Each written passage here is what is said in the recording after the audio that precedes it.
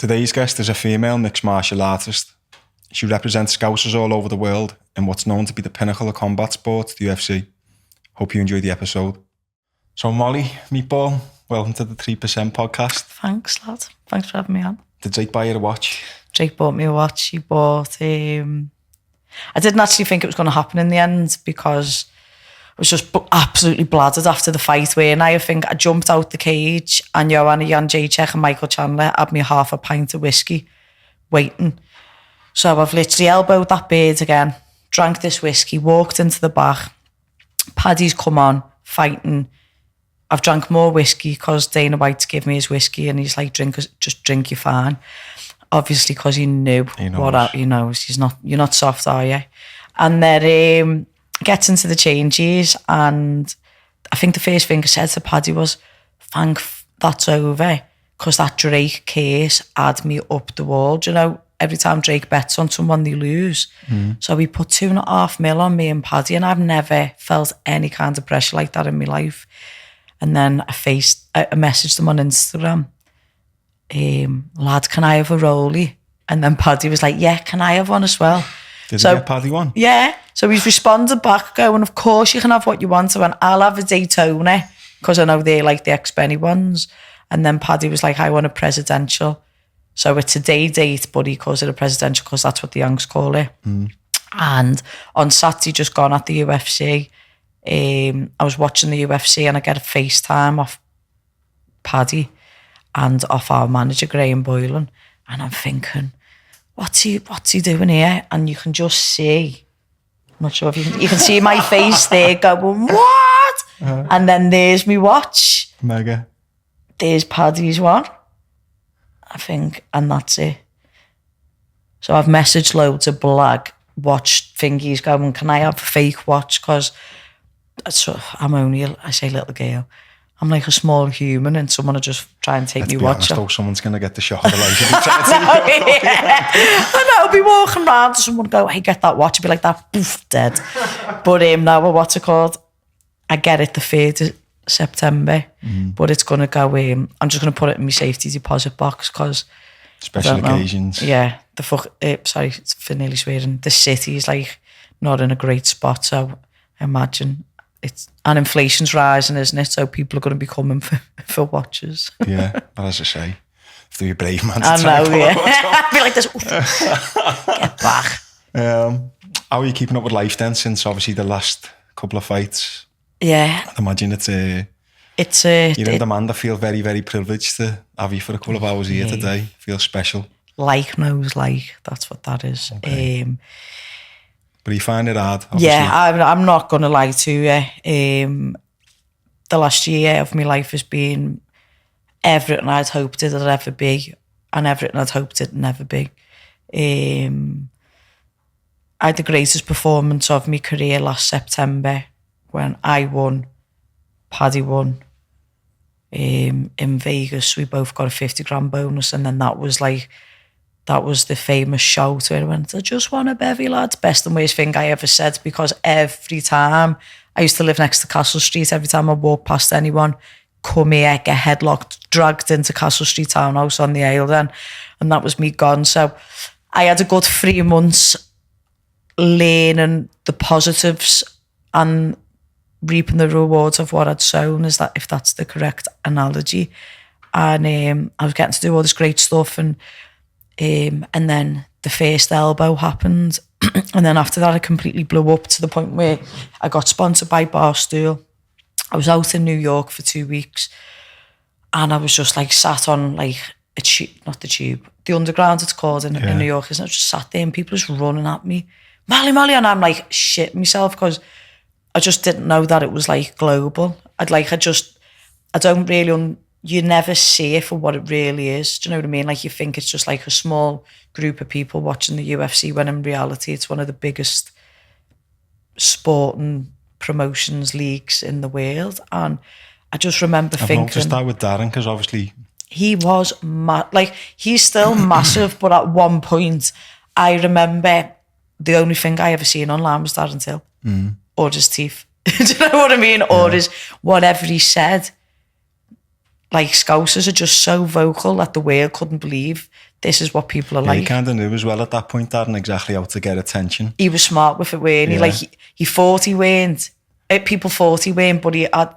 There's a lot of intention behind the stuff what he'd say and what he'd do. Yeah, when he'd do stuff like his Twitter or his Instagram, when he'd be posting memes, they were just hilarious. And when he's doing his video screaming down the thing, he's his own entity and he was loved for it. And I wondered if he struggled with that. I just remember when I went to America, it was like being back in Liverpool. And I was like, oh, like, I remember being at the UFC event when Chandler done the up kick on Tony Ferguson. Carla Esparza beat Rose Namajunas. It was me and Paddy was there doing a meet and greet. Every time we walked, we went to the toilet, went for a bevy, and then we came back to sit front row. Paul Rim had messaged the group chat, have you just come back onto the floor? Be like, yeah, why do you? Because the crowd, you know, when you go and come back because the crowd explodes. And my manager said to me that night, you're now public property. I didn't kind of get it. And I was still like, oh, this is all great. And then when I got home, I was like, I can't walk anywhere.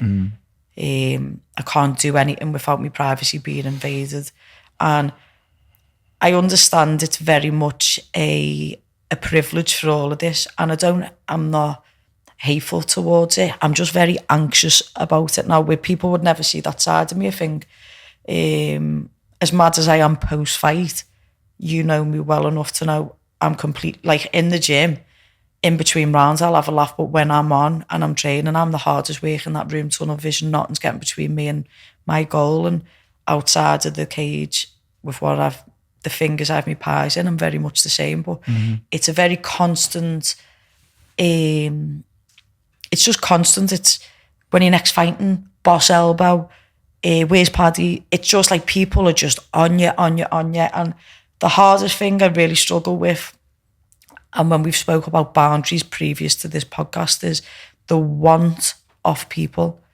Time is our most precious gift that we have on earth, because you can't buy it once it's gone, it's finished. Yeah. And I feel like I give so much to every individual that I meet, and that goes back to growing up and the life I've been through. I'd never want someone to feel rejected or hate. We naturally find it hard to say no, don't we? Yeah, you'll be the same, and you've probably it probably took you till working so hard on yourself to understand this kind of thing, that I can't say no. What I've learned to do now is everything goes through me manager Graham, because I'll just say yes to everything. Do you know what I mean? And he was like, do you think Premier League footballers are that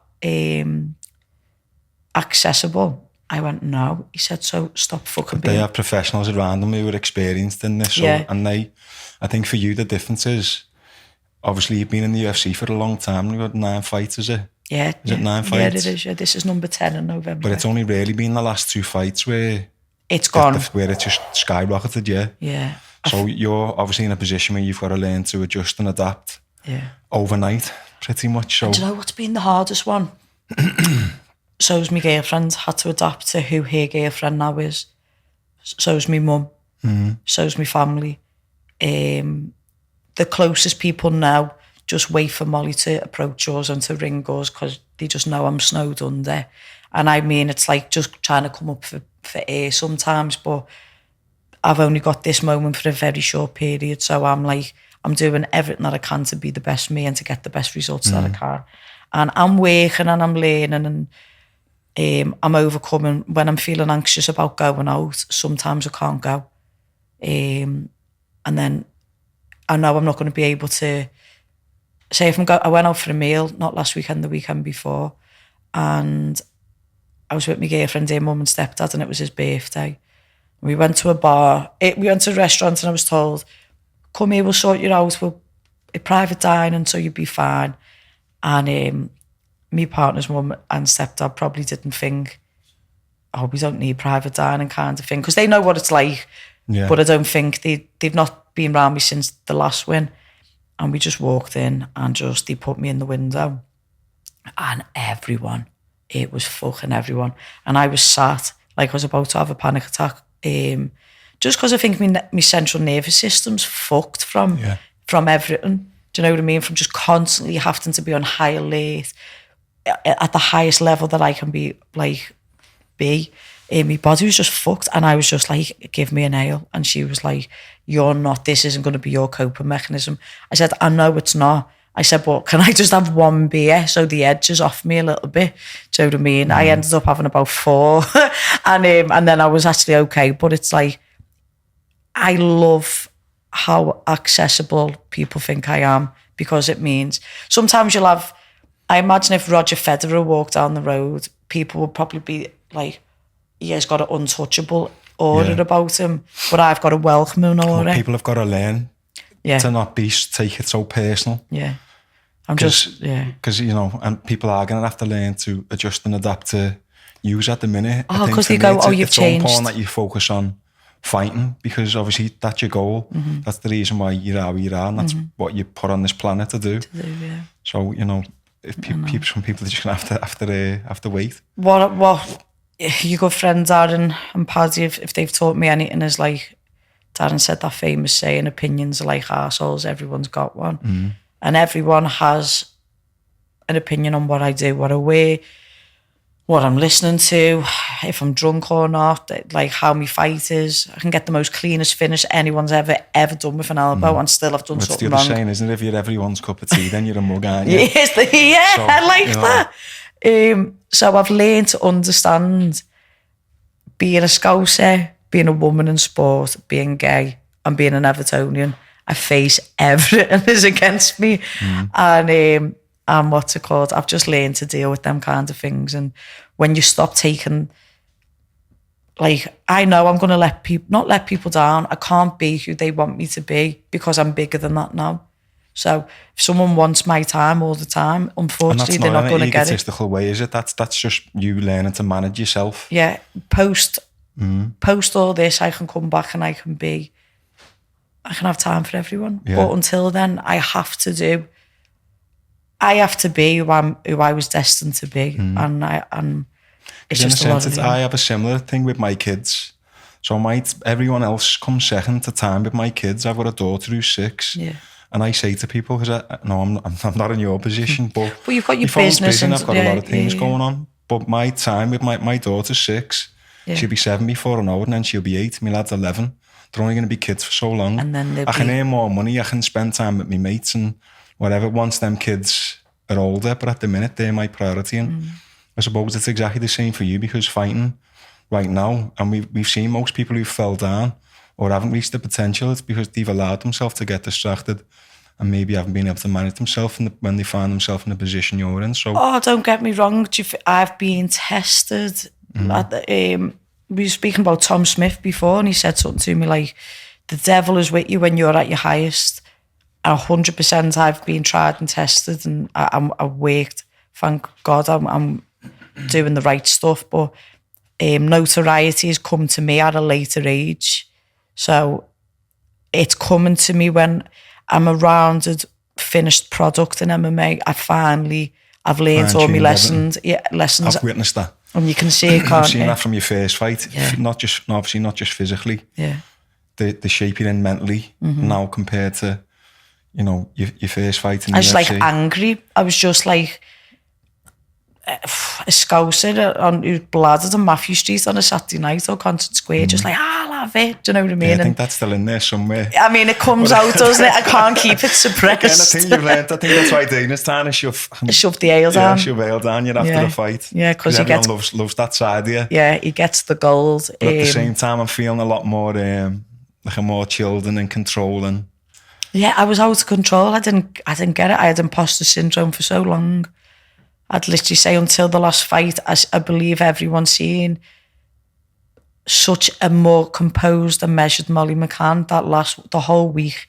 The walkout, the last walkout last March was the first time I'd fought in front of fans in 2.5 years.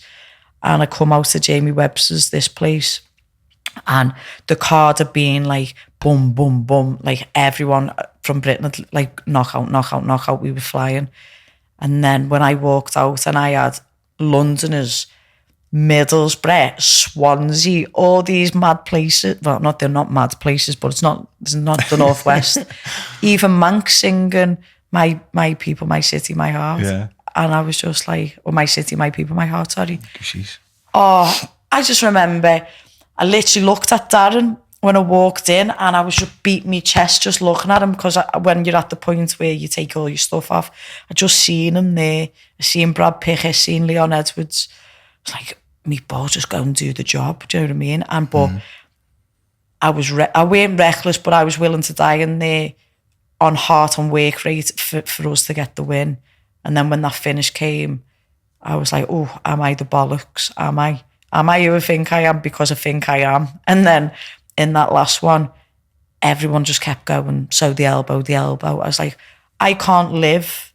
What got me here is not taking me there. So, and I'm not focusing on what I've done previous to that last fight, because I've got to keep working harder. And I just learned. It's not like beginner's mindset, isn't it? Yeah. And I just feel at the bottom of the pack, which I don't think is ever going to leave me. But I was told fire in the belly, ice in the mind. And I just walked out and my face just didn't change. I didn't fucking blink. I just remember thinking before I went out, I'm this close from literally solidifying myself as one of the best to have ever done it in Europe. Like, especially as a woman, but even just as a mixed martial artist, like I knew I'd be top 15 if I'd done that. Yeah. And then... But it's trying to find that place in between being prepared to die, but actually not going into the fight, carrying all that pressure with you, so you can get into flowing. It's mad, isn't it, to find a flow state, because you can periodize, you can peak, but if your mind isn't where your body is, for me, it's not about my body peaking, it's about my mind peaking. Yeah. And I have to hold off on a lot of stuff. Pardon me, I have to like, well, I've seen some other stuff where you're speaking about you're actually learning on the job, and that, again, we spoke to me before. Yeah. That's where the point where I was at, I felt like I was trying to figure all this out while I was fighting. So I was technically evolving all the time. I was a good athlete, but that's where I'm dead open to say that's where I struggled. I didn't have no Tom Smiths or I went on to anyone. There was no sports psychologist. It was actually seen as a sign of weakness at the time. It was embarrassing. Yeah. To go and seek help to understand how that works. But that's definitely something I've seen just through watching you and following your fights. Like I've seen fights in the past where I've seen you win fights, but I've known you've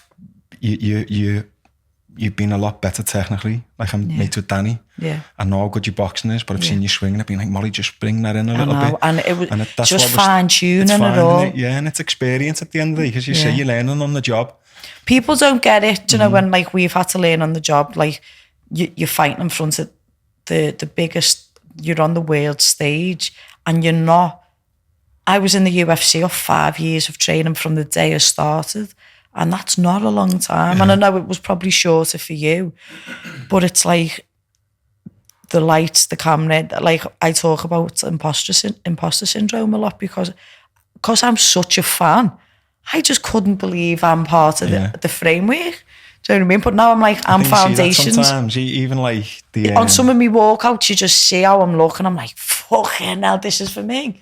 Yeah. Obviously, not everyone's there for me, but these are the moments when you're like, the more successful I've got, the more humble I've become.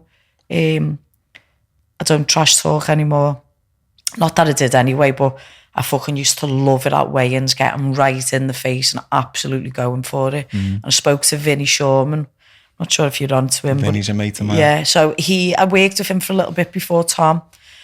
And he was really, really good for me mind, because I had bad PTSD when I lost one of my fights, but he was really good to bring me back in line. And he just said, like, win the fight on the night. Don't be giving it all bravado. Cool, calm and collected.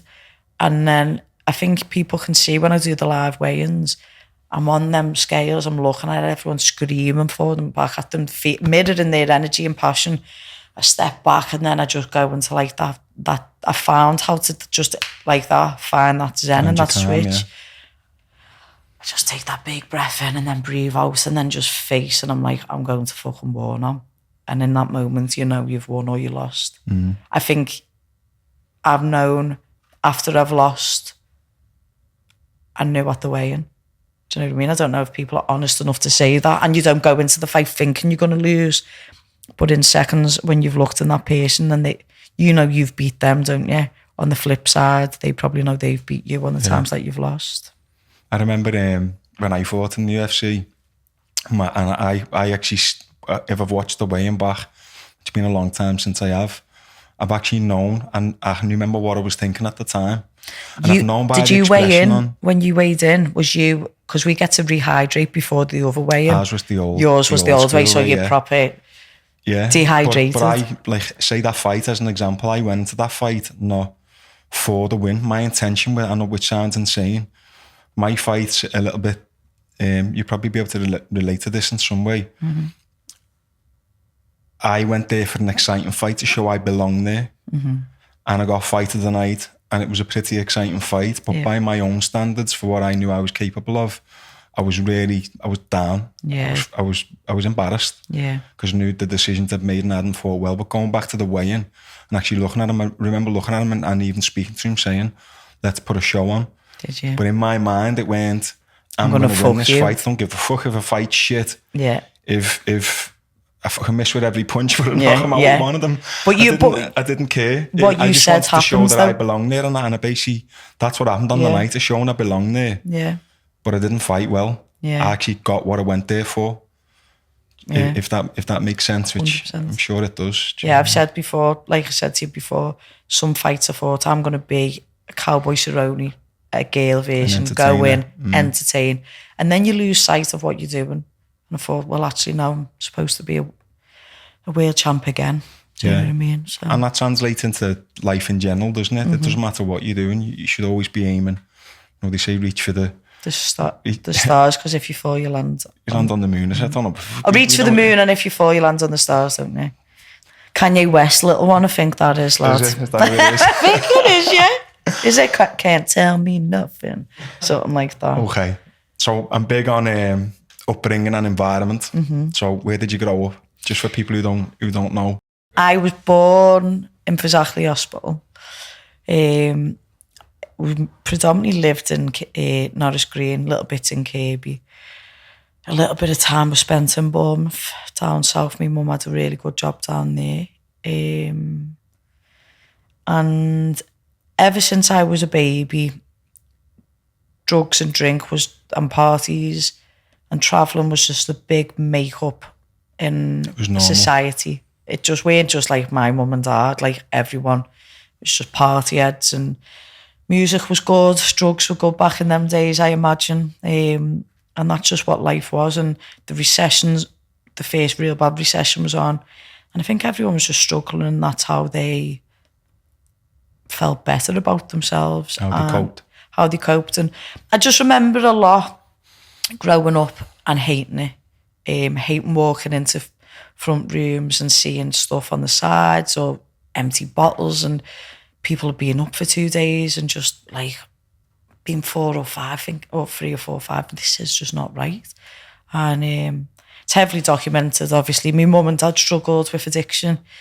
My mum combated it, my dad didn't really. And I just think through my mum beating her addiction on her own, not being in rehab, just going to meetings and working the 12-step program, and then working 3 jobs, volunteering, going to college, and just constantly trying to provide, constantly trying to give me money to go to after-school clubs or to train. I learned resilience in just having to survive as a kid, but I learned work ethic, ambition, passion, love, empathy, pride, everything off my mum and my family. When my mum couldn't look after me, my family did. And when family had to go out the way, all these different things, I'd be passed round to a different auntie, different uncle, different family member, but each one of them just always instilled how much I was loved and how I can do anything that I want to do and be anything that I want to be. And I was always celebrated for being just me. And I just never believed, and I was never told I couldn't. So my Uncle John had worked the doors. He went away to prison for about 14 years he got out, his job then was to make amends and build a relationship with me because we hadn't had that time. And everyone else, not just solely me. And he'd go and work on the doors Friday, Saturday and get in Sunday, 6, 7 o'clock in the morning. And he'd have always brought me back a tape and it would be Bruce Lee, Jackie Chan, Jet Li, Chow Yun-fat, all these absolute greats. And it was always Golden Harvest. I think that was like the MGM or that was like the promotion who ran the films. And he'd sit me there and he'd just put me on his belly. He'd be like, and I'd just be sat there, just buzzing. I had a male figure around me looking after me and looking after the house and me and my mum. And I'd be just watching these and I'd just be copying them and having a go. And I was the same, grew up on Rocky films. And yeah, Rocky and Bruce. And he had me on every Star Wars and every sci-fi film going. But I was just like, I want to be like that. And he's like, go on then, kid. Do you know what I mean? Get to karate.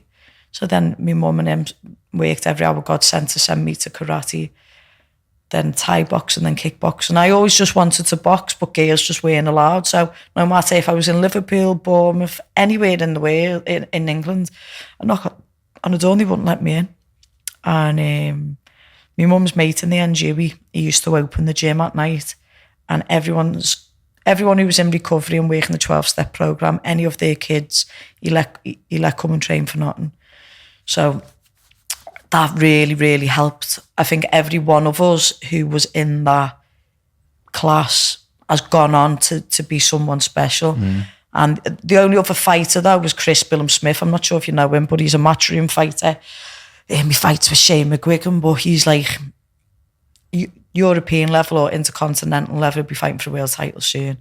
And we've just because that care and that love in them situations, we just thought we could do whatever. Well, that comes back to the similar conversation me and Tony have had over the importance of, like, obviously I run a program in the schools which is based on martial arts and my own experiences. Obviously you're doing stuff with weapons down, gloves up, which we'll speak about a little bit later on, but what do you see the value in getting these kids, especially with the stuff what's going on at the minute, into martial arts, into these different disciplines, you know, like a positive outlet? I think everyone who I was surrounded by when I was younger, obviously apart from like me nan and that, was involved in crime or in just not good stuff. And because I had sport, I didn't take that path when I could have. And the importance of the values I learned when I walked into a karate dojo and I looked around going, what the fuck are they doing, bowing in, bowing out? What's that all about? And I just learned respect and discipline, and it teaches you want to be, you'd be so scared for your coach to shout at you, but if I went home and my ma shouted at me, I'd be like, whatever, shut up, Sharon. Yeah. Do you know what I mean? But they taught me, like, no, that's not okay. And I swear to God to try and teach that to the kids now. Even today, I was training this morning and we have like a summer camp for the kids because of what's going on. Connor, little Fran and Ben run like a kids camp, just 2 hours on a Monday, Wednesday and Friday. And they walked in. They always walk in and actually watch me train because I'll just be finishing fight simulations. And this little lad, he's 6. He's a fucking scouse. He's like this tall, walks in like that. And he goes, I've got a 1-to-1 in a minute. I go, have you, lad? He goes, yeah, and his mum was sat behind him. And I went on my knees, so he was like taller than me, and I was looking up to him and I was speaking to him and I was going, when I was little, my mum and dad never had the money for me to ever even come to class. I said, so your mummy and daddy are working so hard to give you £25 to play for an hour and learn. I said, every time you do that, you need to say thank you and realise how special you are and how lucky you are. And the mum was getting all choked up, and I was like, well, you don't understand. Like, it's different now, isn't it, from when we were kids? So much, like, we had to do everything. Life was different, I understand it, and money is a bit more readily available now. But for parents to be doing that for the kids, she's like, the mum said to me, I'm not having them playing out. Life's not safe for these kids to play out. They're safe in these walls. And I said, oh God, I'm going to be nervous wreck. I won't be moving away when I have kids for a better life because that's what people do. Like, I'm this city to the end. Do you know what I mean? But this city is great in so many ways, and it's made people like ourselves. But like we're trying to change for the next generation. But the changes aren't going to come, again, conversations, but they're not going to come from the government or anywhere above us. And I know that's obviously something you're really passionate about, and the work that you're doing with Weapons Down. Do you want to speak a little bit about Weapons Down? So Weapons Down, Gloves Up is an initiative set out to get, it's not even about naughty kids, it's just about getting people off the streets, and 16 to 24-year-olds should be more specific. Get them in the gym, build the self-esteem, build trust, teach them a bit of authority, and then get them in a classroom, prep them, get them ready for job interviews, get them how to dress, how to respond, how to write emails, get them a qualified CEC card, and then give them a full-time education and employment. Not education, full-time employment. I know you come on in July, didn't you? You're looking to come on and be a bit more of a founder, member and coaching. I spoke to David today. Did you? Me and him haven't stopped liaising and going through and going on about what's going on at the minute, because it just, like, obviously I was voice noting you yesterday, just broke about what's going on, and I just think I give myself the day to be in my feelings, and then it's like, right, get out there and fucking try and change it some more. Do you know what I mean? I know what, the greatest impact you'll have is through your own success. And you just got to keep pushing forward and stay focused on what you're doing, because the more successful you are, the more people you can the more reach. people you can help and reach, and that's what it's about. BBC just said before, like, you're trying, or they went, how are you going to feel? How are you going to control yourself with your emotions? And I went, I have to feel the pain, and I can't get angry at the wrong people. I can't be just kicking off, and I can't be acting uneducated. I have to sit down and think, and like, especially if I've got to speak to people who are very anti-Labour, anti-Liverpool, and you see it now with the people with, like, is it Mark Lynch, the man who's running the strikes. Mike Lynch, it's Mike Lynch, isn't it?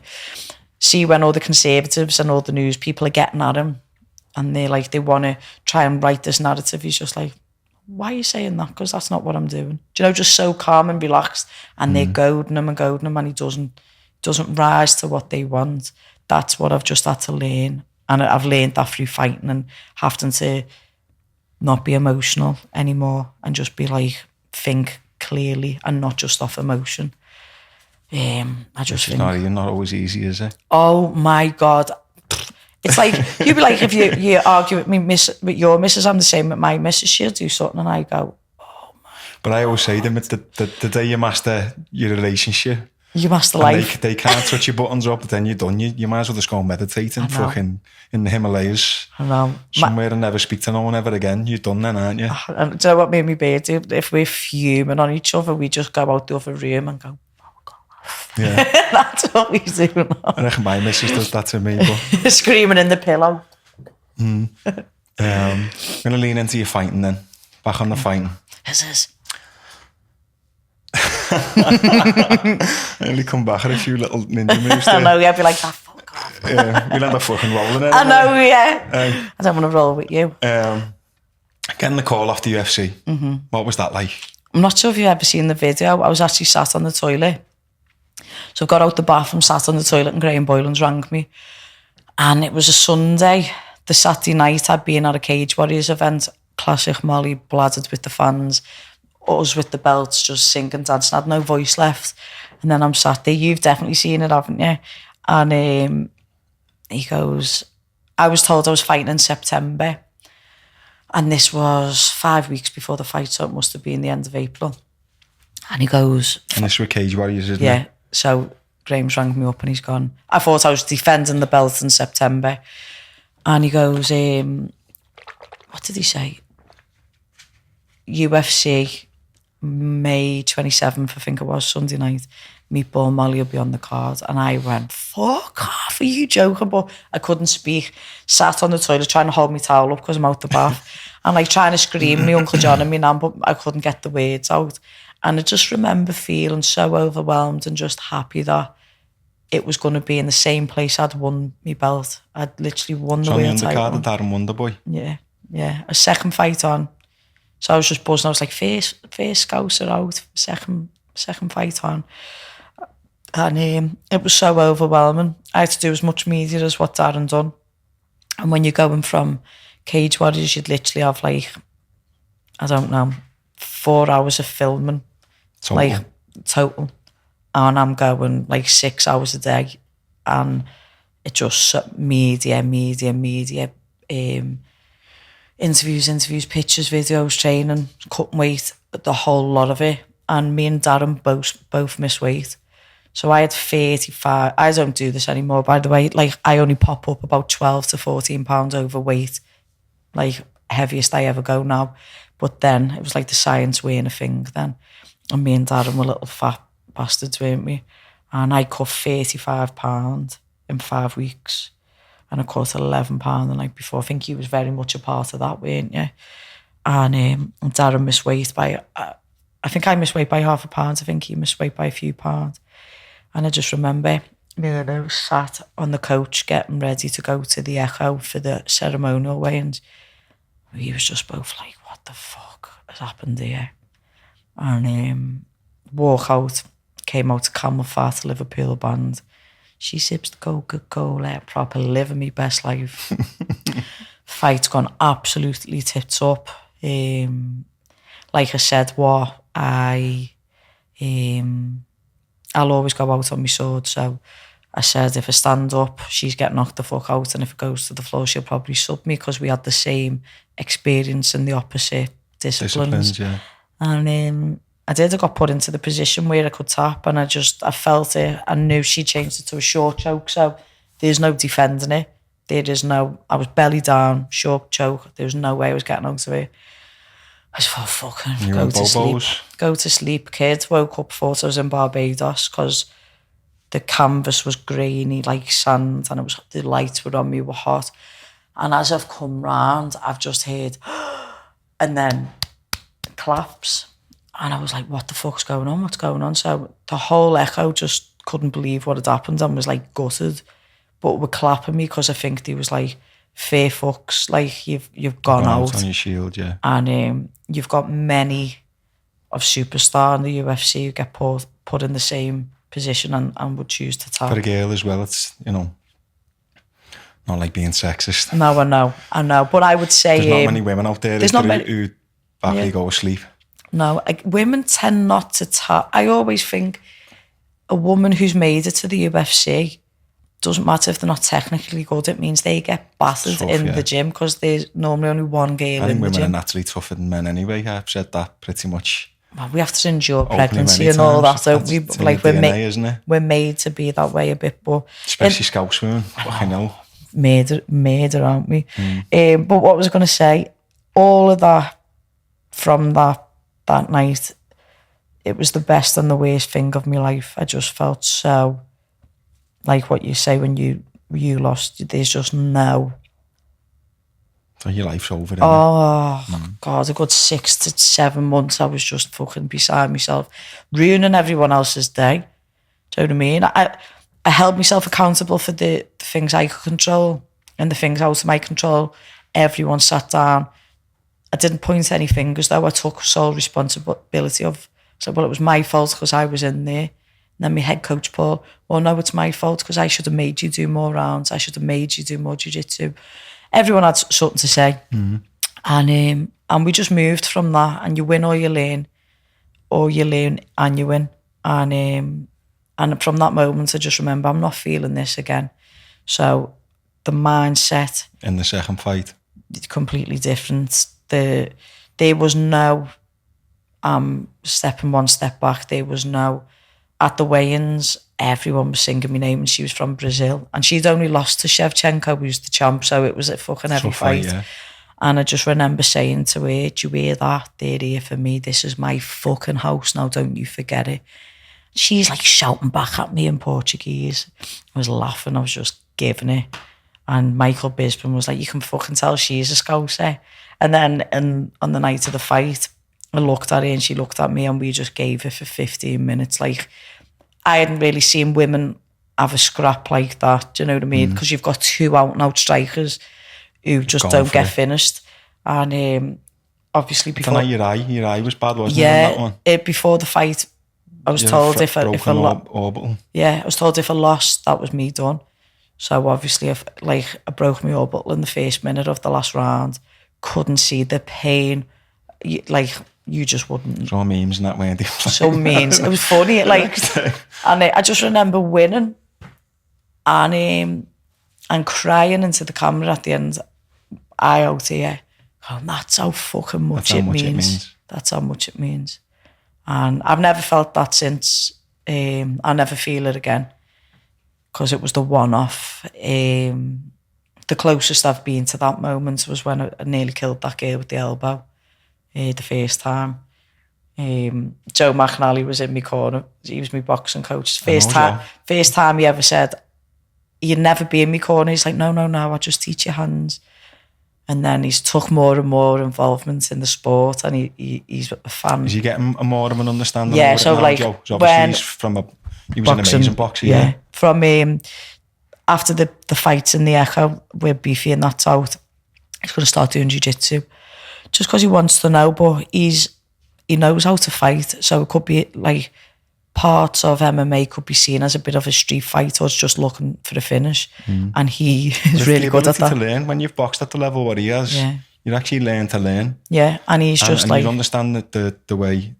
Basically, human mechanics. It's the same as what you're on about body mechanics, and he's like, if she kicks you there, where she lands and what's she gonna throw, and he knows, and I'm just like, you are a fucking great coach. But he was a great fighter. Oh, unreal. I think his purpose is to coach, though. I think he was supposed to go through that painful professional career, get shot on by the people that he did to make sure it doesn't happen. But again, that's something what I don't ever believe I was meant to be a world champion. Otherwise, you would have been. I would have been, yeah. That was never my goal. Always my goal was to earn a living doing something what you enjoy. I love, and I can relate to Joe in that sense because I imagine he is a great coach and he lives for fighting. Honest to God, like when we go to the fights, he stays in my room with me because we double up. He's quite cool as well, isn't he? Yeah, a person to have around you. Yeah, and we have pre-fight rituals where after we've made weight, we go for food, and then the coaches will have their bevy. So they'll all have like, Joe's drinking red wine. We go for an Italian after, always. And he was on the red wine. I was going, who are you? Do you know what I mean? Who are you drinking red wine? He's spinning it round and all that. But he's just a real cool, calm character. Man. But if it goes off, I would never want to be in front of him. Yeah, but that's what they say, isn't it? The quietest ones normally do the most damage, don't they, when it goes off? He's big. He's an unreal southpaw. I feared the day that ever landed on someone, Jesus. I was speaking to Tony over like some of the fighters, what it's underproduced. There was plenty of them, wasn't there? I walked in, I was training the other week. I was there, the four Smiths, Tash Jonas was there. Who else was in? They've got a girl called Liv Holmes, who's now on the Team GB. Who else was in? I feel like there was like 5 more pros. And we was all looking at each other like, what? There's some knowledge in this room. Do you know what I mean? And it still blows my mind because I just think I walking them 4 ropes in that gym and I just feel like the most special person on earth at that moment. Do you know what I mean? I'm like, oh my God, Joe Mack's taking me on pads. Or, oh my God, I'm in the Rotunda, home of champions. Yeah. And you've started camp now for your next fight? Yeah, I had the Sunday off after my fight and then I was back in the gym the next week. And then I went to America for a week and then I was straight back. So I only had about a week off. I'm just aware limited time is ahead of me. I'm 32. I'm pushing on to my prime and the momentum's there. And I think the UFC always wanted to keep me and Paddy together, but they're letting us have a minute for ourselves because Paddy's like, I'm not paying the tax in New York. I was like, you minge bag. He's like, I'm just not doing it. I was like, fair fucks. I was like, but Madison Square Garden is the mecca for me. And it's where I've dreamed of since I was watching Bruce Lee. I think where you're getting now as well, it's important to have that time and attention off your coaches separately. Yeah. Because I can imagine Paul's friend of mine, one of the first coaches I ever had, Paul, to be honest. It's like, it's a long day for them because they'll do the class 10 till 12 and then fit me and him doing one-to-ones and then have to do everything else. It is a lot. Even on the night as well, once you get into obviously the level where you're at, all the marginal gains, it's all the small and I think, mate. is Paddy, does he feels more emotion for when we fight than when he does. So does it take a lot out of him when I go out and fight? Yeah. And I think it might do. Do you know what I mean? Not like a detriment, because being around each other, we help each other so much. At that level now, it's the very 1%. small intricate details what make all the difference on the night. Yeah. So I definitely agree with that, to be honest. It's great having the two of you there, it's entertaining. Yeah, but I just said, come and walk me out, lad, or come and sit front row. We don't have to be on the same card. Because I was probably nice for him to watch that actually as a fan and a friend. Because I mean? We've probably fought, every UFC fight he's had, we fought together, and I'd say bar 4 Cage Warriors fights, we always fought together. So it's just what we know. Do you know what I mean? But I mean, I've had 9 fights. I've had 6 without him, and I still won without him. Do you know what I mean? And still quite well. So it'll be nice. In fighting them, what's your goal? My goal is to be a world champion in the UFC, and if there's a moment I ever don't think that's going to happen, I'll retire from MMA. I'm not doing it to be mediocre. I'm not doing it to be number 2. I'm not doing it to be the best crowd favourite anymore. I think I settled, and I should never settle when I was saying things like that. I feel like I've got a legacy to leave for the kids. I feel like I'm a part of the English MMA Association. I'm a coach on it. Travel with the kids, coach them. The kids, the seniors and the juniors. But I just feel that I want to make the route on the road to success so much easier for them than how I had to have it. And the way you do that's what we said before, isn't it? By keeping the main thing, your own success, yeah. And then I want to box. I want to go back. I only went to MMA because I couldn't box. My weight wasn't there. Yeah. And I'm not sidetracking myself, and I haven't got one foot out the door looking at that. But it's just the reality of. Is that just through the love of the sport? Yeah, that was my first love. Like, that was I loved footy. I think everyone knows. I go every game I can. I just absolutely live for it. Used to play it. But there's nothing quite like boxing. The Queensberry rules, do you know what I mean? Yeah, I'm a big boxing fan. I am. I just think there was a time when everyone pulled away from boxing because it was 70-30 fights. It was... You knew who was going to win, didn't you? Matchroom was like the matchroom boxers were always winning when they shouldn't be, and that's not me being disrespectful to Eddie and Matchroom, but it was like where I feel like now is everything a bit more 50-50. Over the years as well, entertainment-wise, I think the boxing has definitely took a lot from the UFC. You go to the UFC events. Like the production and everything, what they do on the nights and the way they roll the fights out one after another. Yeah. I've been to boxing shows where you've been waiting half an hour in between fights. I know. I think Eddie had a big chat with Dana. Do you know what I mean? Or then, that's half the reason they'd be mad at a lot of the shows and they'd be fighting. Yeah. And I can see that me and Paddy have had a real effect in terms of who we're crossing sports. So like football fans and boxing fans may be a bit more aggressive than your normal MMA fan, because predominantly it wouldn't go off. They're a lot more educated, aren't they? Yeah, because they have to be, because it'd be jiu-jitsu fans but as well. I always laugh because then you've also got to take into account that you can go and get some skinny kid who's 9 stone and is a fucking black belt in BJJ and tie up anyone and would just twist you up. So I think there's always that element of like, people are like, you can't judge a book by its cover in them shows. We're at the boxing, people don't give a fuck, do they? They just like to get a load of bail down them. And that's at the last UFC London, I noticed that happened. So it was a positive as well as a negative. So we are crossing different... Yeah, drawing people there who from wouldn't necessarily... Yeah, every message I get, I don't even watch fighting, but we watch because of you and Paddy.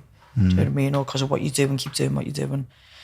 So trying to give people a different look on what we are as people and who we are as a city, I suppose. Okay. How did it feel when you landed the elbow? I think you can all fucking see. I just went, what? Were you as surprised as everyone else? I mean, I was surprised. I knew I'd won the first 2 rounds. I knew the first round was like a 10-8. I knew the second round I just out-grappled her. But she was more active with her striking. And the last round, I was saving it for the big finish. That wasn't my big finish. I was just going to try and knock it out with my hands. But I set that up all the time, and I just never had confidence to throw it. But I've thrown elbows my whole career in the UFC, but something just clicked, and I thought, hit this with everything you've got. It'll wobble it and then get it to the fence, because I nearly finished it about 3 times in the first round. I have seen you throw a couple of spinning elbows and stuff like that. Like on pads and stuff all over. And in the fight, I'd normally feint a takedown and come over the top. And I just fucking hit her chin. It was pure intuition, wasn't it? Oh, wasn't like I've pulled her that way. She's stepping off. And I've spun. And before she's hit the deck, I've heard everyone. Because I think I shut my eyes and just fucking... And it weren't a Hail Mary. I knew exactly where it was going. And what's it called? And when she hit the deck, I didn't even think about how hurt she was. I was just like, what the fuck? Jumped over to Ellis. He's threw me off. I'm like, where the fuck's Dana White? Running to Dana. And I was just made up. My whole life changed in that moment. And I became a household name. Yeah. And then to go and travel America and do the tour that I'd done after it, every single person was like, that weren't a fluke, because everyone's broke it down and seen what I'd done. I said, I know. I said... Well, for me, for what I believe, yeah, obviously seeing you going right the way through to that point, I was emotional. Yeah, it was mad when everyone was just like... Emotional, like, we're mates, aren't we? Yeah. But like, you think you'd only get emotional over somebody you're really, really close with. Yeah. But it was emotional because I've watched you go from losing the first fight in the Echo and actually fucking coming out prepared to die. That's the only way I can put it in. That's exactly what it was, yeah. And then getting to that point where you land that elbow, I know instantly once you've done that, what that's going to do for you. I literally felt like, do you know when Darren done Cowboy? And he just went, I thought, this is what's up. I literally was stood there looking down the camera, waiting for her to get up off the floor, because she was still like in the shadow realm. And I was literally like looking down the camera going, oh my God, my life's changed. And the second I got out the ring, I was walking past the media, and this lad called Robbie Fox who works at Barstool, and Dave Portnoy's just said, welcome to Barstool. And I knew Paddy got a really good deal with them, like life-changing. And then Dana went, come and sit next to me. So I'm sat on Dana's knee, and he's gone, look, you've got the deal. And guess what, kid? I went, what? He went, you got 50 bag as well for the spinning elbow, knockout of the night. And I was like, really, lad? He went, yeah. And I went, for fuck's sake, thanks. He went, it's all right. I said, bad for the Nogsy. For the Nogsy who started off in the subway. I know, listen, I was literally, we had an after party. We never have after parties, and we had one. Yeah. And I walked in, and I see my mum, and we just, gets me so emotional, because I remember this moment with you and your mum. And I held her. I went, I'll be able to buy us a house. And my stepdad, when he died, he asked the 2 things. He said, get the belt and get your mum a house. And I thought, this is it. I've done both. I've done both. I haven't got a one yet, but like the mortgage and principles there, like I can have a mortgage. We've just been going through all that. It takes so fucking long. And just to buy something, bricks and mortars, mine, that was never on the cards as a kid growing up. No matter how much I thought I was going to be this, do that. Because you watched struggle, haven't you? Your whole life. I'd said that before, because I remember being at one of your 5 o'clock a.m. meditations, and I'm not sure you didn't say it, but your mum stood up and was like, my son's bought me a house today, and the fucking gives me goosebumps, because the applause must have gone for about 5 minutes, because everyone's just proper working class and knows how fucking amazing that is. What you see on social media, for me, social media is just a tool to inspire and try and help people based on some of the stuff. It's not who I am. I share a little part. I don't share any of my private stuff. No, you don't. No. I keep that personal. But that is something I did feel like I needed to share, because it can be done. It was such an inspiration for me. It was my motivation behind actually earning money. It was never to buy nice things, or nice things are nice, and I've got nice things, but the actual image and the feeling of handing my mum a set of keys is what made me cry. Was it to say, like, looking at you now, explain it, I totally get it. Like, it just gets me. And I remember you saying, like, I wrote down on a piece of paper or in your journal, I'm going to get my mum a house. And I can't remember if you put a date to it to keep yourself accountable. I can't remember what you exactly said because it was, I think I just lost a little bit before that fight and I was going there to try and keep my head right again because how much it knocks you. And I was just sat there trying to fucking feel all zen and I was just so overwhelmed. It's like, you bastard. Do you know what I mean? Because it was such an amazing, you don't get to see the positives like that aren't celebrated because like, look at him showing off when it's not. Yeah. It's not. You're not. It's hard work and it's self-belief. Yeah. I know there's been times in my life where I know I've lacked that and I know through seeing what you've achieved, especially over the last 12 months, there's absolutely no reason why you're not going on to win world titles. The only I know. person who can stop you is yourself. Like, I've got a message off Conor McGregor. 2 days after the last fight, I messaged him, I gone, please may you tell me how you cope with this life. Obviously, like, he doesn't cope with it well all the time, but at the beginning on the come up, he was impeccable with it. And he wrote me this big thing on, like, I'm going, like, paragraphs. It must have taken about 20 minutes to write this message. And he was so, it was just amazing. He was going, I'm telling you this now, Mystic Mac never gets it wrong. You will be world champion. I'm telling you, you'll be just like me, Cage Warriors and the UFC. And I thought, fuck me. I messaged my girlfriend works for Everton. And I messaged her yesterday. So having such a bad day before that stuff that happened in the city. And I messaged her, said, can you get this printed at work today? I need to read it every day. And she went, I didn't want to tell you, I've already ordered it. It's on like A5 print canvas. She was like, it'll be in a few days. It's like, I can go at the end of the bed. So when you're feeling any type of way, Conor was a hero of mine growing up and get me into the sport. Massive inspiration from him. He's got a lot of the same beliefs as well. Yeah. And when you speak, when you listen to him and how he speaks and his philosophies. He's very intelligent, yeah. Oh, you don't get to where he is. He's not perfect. Not everyone's cup of tea. No. But at the same time, no one can take away what he's achieved and what he's accomplished. It's absolutely, there's fucking not many like him. No, and I do think until I've got into the position I'm in now, I never passed judgment really. I've never been someone to pass judgment because of what I've been through growing up. But I think you could be like, why are you being a dickhead punching that old man, lad? And you lose respect. But then, pardon me, when you see actually the life he lives in and what he has to deal with every day, I'm surprised he hasn't lost the plot majorly even more. Do you know what I mean? So, I didn't mean to look at your notes. Sorry, lad. Sorry. Okay. Me teeth. You can talk about them. Did you struggle with yours? Should we talk about teeth? I don't know if you want to. Come on, should we have a chat about teeth?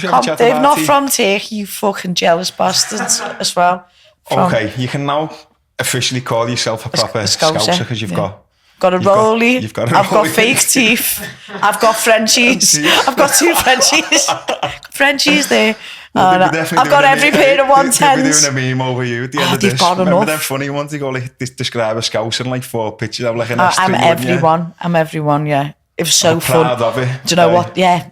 The best ever comment was, fucking hell, when Scousers winning the UFC, did he just go to Turkey? Paddy's getting his done by the same person who's done mine, and Darren's got them, you've got them. My coach Ellis is getting them.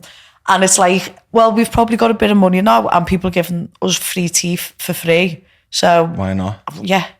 Like mine were gravestones. I was saying, what makes you smile more in this world is an investment. Yeah, investment in yourself. Of course, yeah. And you know, what better is to invest in than... I know. Are yours veneers though? Mine are crayons. Oh, are they? I've got composite bonds, but after fighting, I'll have veneers. I just can't. I was still getting smacked in the right, mouth. I probably waited a bit longer. Yeah, he went to me, the man who done them, Dr. Khan, he went, these do chip. Like, you can't be taking headbutts and all that. And I went, no. I said, but I can't be taking a shin to the fucking tooth and then the little spike that keeps a veneer in snaps. I said, can't be doing none of that. I'd rather the composite falls off, me real tooth's there, and you put another bit of composite back on. You're in the same day, aren't you? Yeah.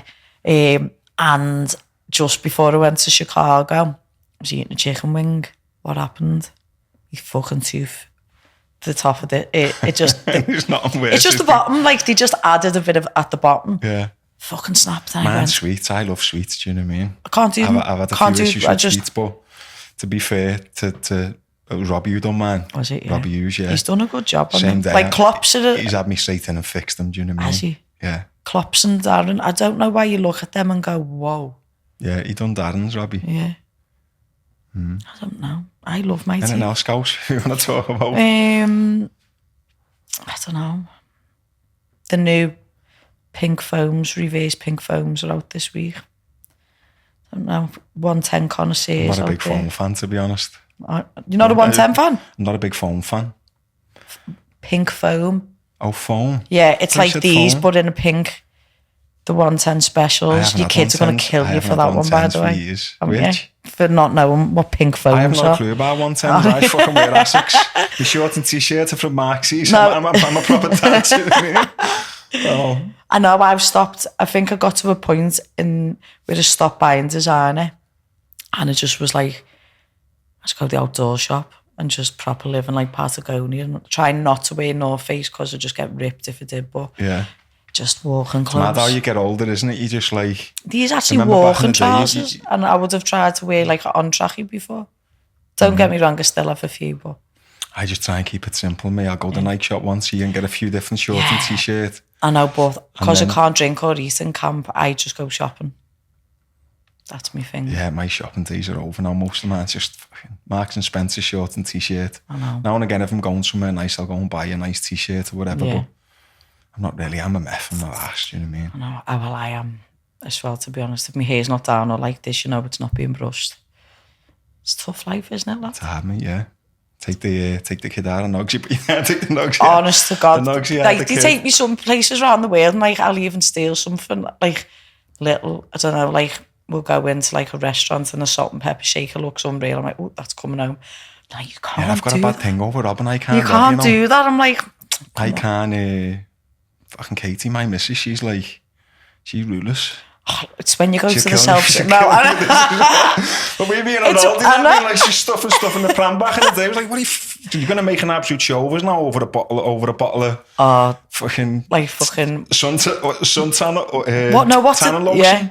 No, but when you go... I've been away with some people and they've got like D-taggers and everything and you're just filling up foil bags and I'm like, oh my God, if I get caught just standing next to these. I'm big on karma, so I think if I can't even like do anything. I just think if I rob something then I'd only rob from like... Ass, I'd only rob from like a real like industrial run business, like no independent whatever. I would never rob from like a Bulge Tea Coffee, do you know what I mean? Yeah, I hope not, because it's me mates. I know, I'm in there every day. I know I wouldn't. Who's me mate who I wouldn't rob anyway, kids, don't worry. Yeah. Don't worry. Okay, success. What's Molly's definition of success? Because everyone's got a different perspective on it. Yeah. What's yours? It's proper changed. It's just to feel fulfilled and happy. That is all my success is. If that fulfillment comes through helping someone else, or if that fulfillment comes from competing and winning, being happy in myself, because I had so many sad and dark days growing up. Doing what I do is the horriblest thing in the world sometimes, and you'll know, because of the doubt, the fear, the non-stop over-analysing of how this fight may go. It is just on you from the day you fucking sign the contract till the Sunday morning after, when you can wake up and go, breathe. Oof. I've got 3 weeks where I can enjoy myself before I know they're going to knock at my door and go, next fight. The next one. Yeah. I've said before, like, everyone's interpretations of success will be different. Some are goal driven, some are money driven. But I said once before, like, a depressed person just walking to the shop for a paper and coming home, it's a successful day for them.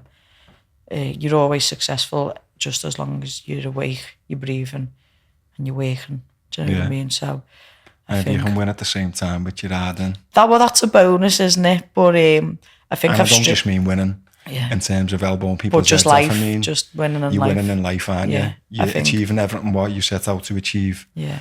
You're helping other people along the way, and you're a big inspiration for myself, and especially for the next generation, which you're coming through. So I think I really when I get into taxis, obviously I don't drive. I'm either on my lecky bike, lecky scooter, or an Uber. Belter. But when I get in, they go, you really are doing bits for the city, well done.